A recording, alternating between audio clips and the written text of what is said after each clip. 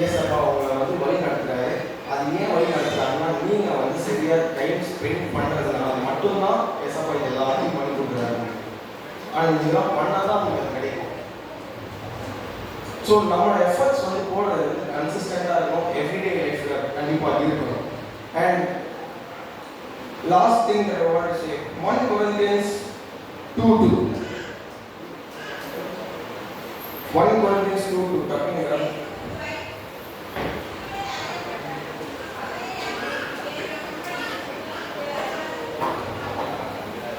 S, இதில் வந்து கடைசியான பாயிண்ட் என்ன சொல்கிறேன்னா, செயல்திறன்.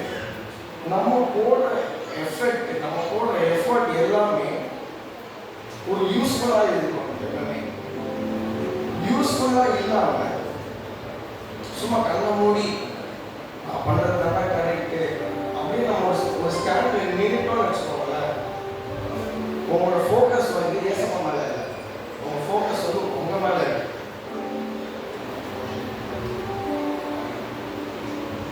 உங்களோட ஃபோக்கஸ் எப்போ ஏசப்பா மேலே இருக்கும்போது நீங்கள் போடுற எஃபர்ட் எல்லாமே உங்களோட எண்ட் ரிசல்ட் வந்து ஏசப்பா வந்து.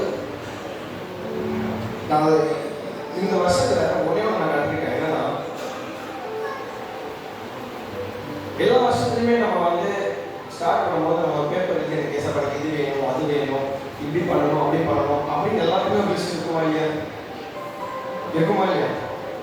எனக்கு என் பசங்களுக்கு இப்படி பண்ணுங்க, எனக்கு அது பண்ணணும், எனக்கு வேலை கிடைக்கணும், எனக்கு ஒரு ப்ரொமோஷன் வேணும் அப்படின்னு எல்லாருமே ஒரு விஷ் லிஸ்ட் மாதிரி ஒரு பேப்பரில் எழுதி எல்லாமே போட்டு வச்சிருக்கோமா இல்லையா? ஆனால் நான் இந்த வருஷம் என்ன தெரியும் உங்களுக்கு சொல்ல வரேன். இந்த வருஷம் ஒரு பேப்பர் எடுத்துக்கோங்க, கீழே உங்கள் சைனை மட்டும் போடுங்க. ஏசப்பா கிட்ட, ஏசப்பா உங்கள் பிளான்ஸை நீங்கள் இந்த வாழ்க்கையில் நடத்தி நீங்கள் முடிச்சு வைப்பீங்க நான் நம்புகிறேன், உங்கள் வார்த்தையில் நான் நம்புகிறேன், என் நம்பிக்கை எல்லாமே உங்கள் நாள் அப்படின்னு சொல்லி கீழே சைன் மட்டும் போட்டுருங்க. ஃபுல்லாக பிளாங்காக விடுங்க. அவரோட திட்டம் உங்கள் வாழ்க்கையில் நடக்கட்டுமே. புரியுதுல நான் என்ன சொல்ல வரேன்னு? ஸோ அதனால் நம்ம போடுற எஃபர்ட் எல்லாமே நம்மளோட ஃபோக்கஸ், நம்மளோட கவனம் ஏசப்பா மேலே எப்பவுமே இருக்கணும். அண்ட் எஃபர்ட் போடும்போது நம்ம மேலே ஃபோக்கஸ் இல்லாமல் ஏசப்பா மேலே ஃபோக்கஸ் இருக்கணும்.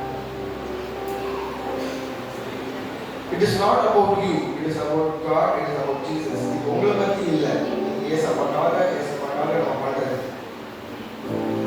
அவர் எனக்கு பெஸ்ட்டாக கொடுத்தாரு, நான் திருப்பி அவருக்கு பெஸ்ட்டாக தரணும். அவங்க எக்ஸ்பெக்ட் பண்ண மாட்டேன், ஆனால் நம்ம கொடுக்குறது நம்ம கடமை.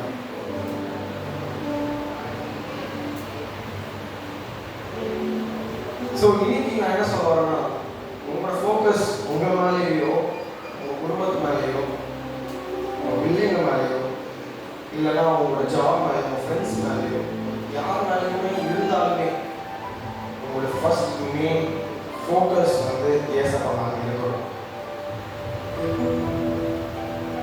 ஏன்னா அவர் வந்து உங்களை இவ்வளோ வருஷம் நடத்தி கொண்டிருக்கிறாரு, இப்போ உங்களை நடத்தி கொண்டு இருக்கிறாரு, இனிமேல் அவர் நடத்துவார். ஸோ இன்னைக்குலேருந்து அந்த 45 மினிட்ஸ் ஒரு ப்ரேயர் லைஃப் நீங்கள் வந்து ஸ்டார்ட் பண்ணுங்க. நீங்கள் இவ்வளோ நாள் ப்ரே பண்ணாமல் ஓடி இருக்கலாம், ஆனால் இன்னைக்குலேருந்து நீங்கள் ட்ரை பண்ணுங்கள். எவ்ரிடே நீங்கள் வந்து அதை ட்ரை பண்ணியே ஆகணும்.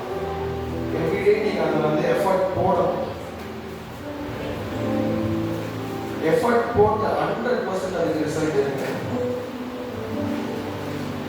இந்த டெட்டால் ஆடெல்லாம் சொல்லுவாங்க 99.9% கேள்விகள் அதை கொள்ளும் அப்படின்னு. நான் சின்ன வயசுல 1% எங்கே போகுது அப்படின்னு, 0.1% எங்கே போகுது, என்ன பண்ணுவாங்க அந்த 1.1% கேள்விகள் இருக்குதானே.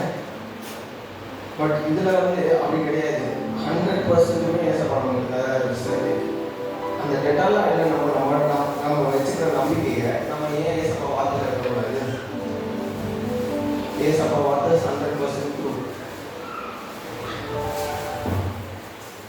அதனால வீட்டில் ஃபோக்கஸ், ஒரு கவனம் ஏசப்பா மேலே வைங்க.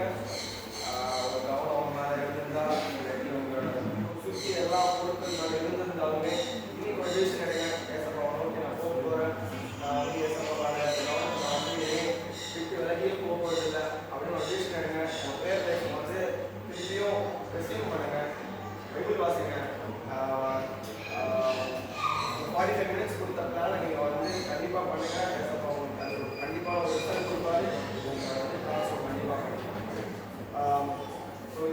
மனுஷா உங்க கவனம் ஏசப்பட்டாலே கண்டிப்பாக இருக்கணும். கண்டிப்பாக இருக்கும்போது உங்களுக்கு சமாதானம், உங்களுக்கு ஒரு ப்ராப்பரான ஒரு யூனிட்டி, அப்புறமா மூணாவது வந்து ஒரு ஸ்பிரிச்சுவல் ஸ்டெபிலிட்டி, அண்ட் கடைசியாக நம்மளுக்கு ஒரு எஃபெக்ட் நம்ம வாழ்க்கையில் ஒரு ரிசல்ட்டாக ஏசப்பட்டாங்க.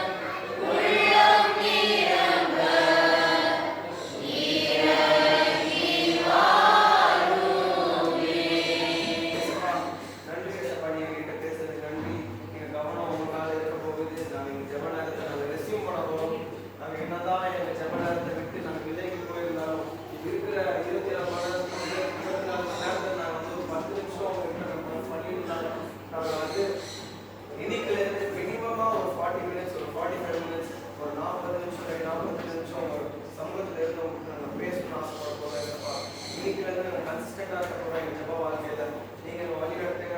எங்கள் குடும்பத்தை